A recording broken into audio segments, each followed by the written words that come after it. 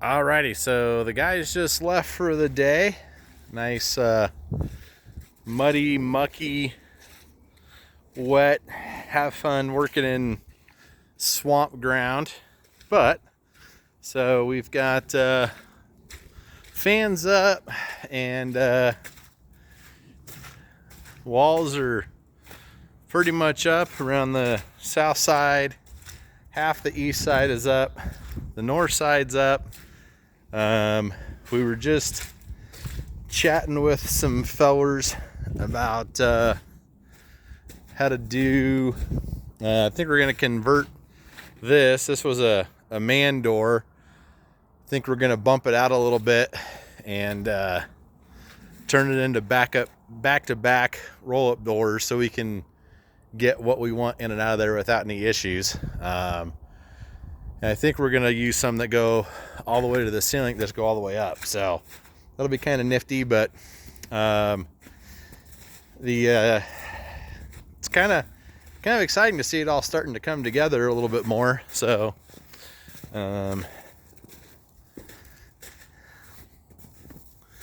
it's funny because we were looking back at some of the original videos and stuff about the way it looked and the way it was built, and making sure everything gets put back together the right way. But it's kind of interesting to see the way it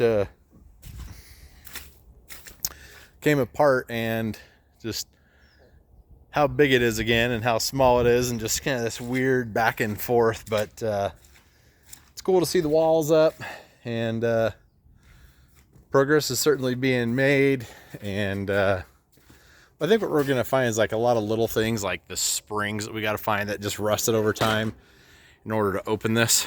Just finding things like that's going to be a little bit of a challenge, I think, but not too big of a deal. So if anybody knows of any place to get stuff like that, that's handy. I guess I could always look for it on Amazon, but man, trying to find specific parts on Amazon is always such just a pain. But so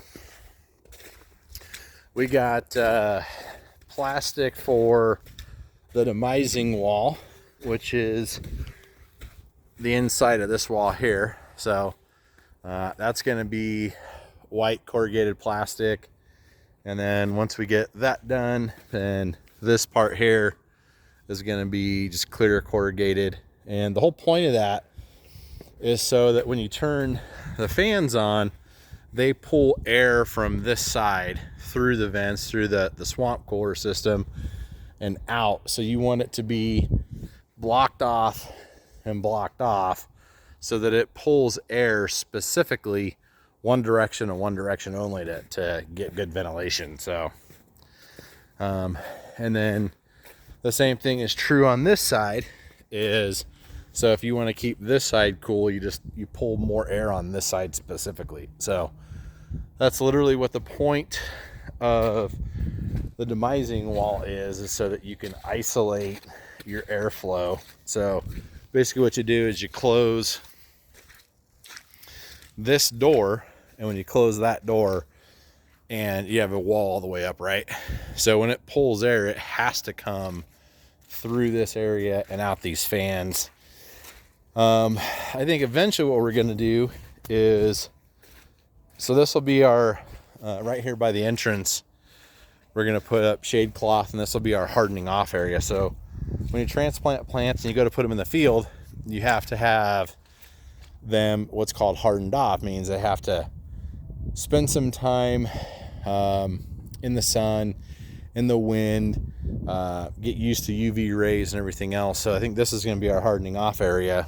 And I think what we're going to do at some point in the future is put a pergola up here for shade, but then at the top put solar panels. And I think one of the biggest challenges with solar panels is they get hot, and the hotter they get, they start getting diminished capacity in terms of their ability to pull in energy.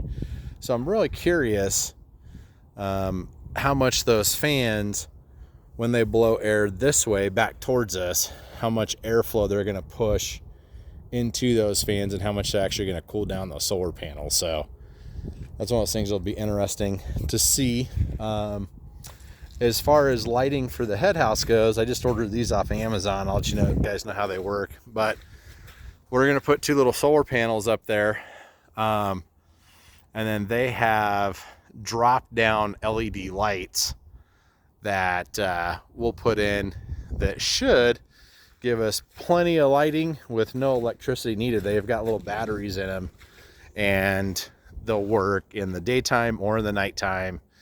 Almost like normal lights. It just builds up energy, and when you turn it on, turn it off, it works that way. So those things are coming. They should be here tomorrow. So I should be talking about those a little bit tomorrow if I get a chance to play with them, depending on what time they get here.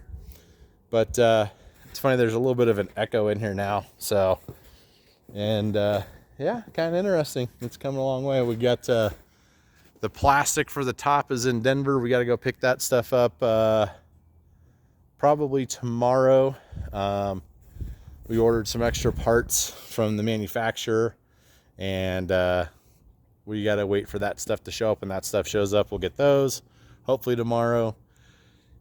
And man, I don't know, I think in a couple of weeks we'll be 100% done. Other than to finish putting in the geothermal system, which is a whole nother challenge. So to install the geothermal, and I may not do it this year, but basically every 2 to 3 feet, I'm going to come back through with the Mini X and excavate a trench that's about 4 feet deep and put a tube in that goes all the way from one side of the greenhouse to the other, and then move over another 3 feet and do the same thing. And what that does is air comes in from one side, goes down through the tubing, and warms or cools the soil, and it gets the air back to its kind of static ambient temp at about 4.5 feet deep, which is probably where I'll put it, is about 4 to 5 feet deep. Should put it to about 55 degrees. So it'll heat it up in the winter and cool it off in the summer, at least in theory. That's what it should do. So, but that's today's update.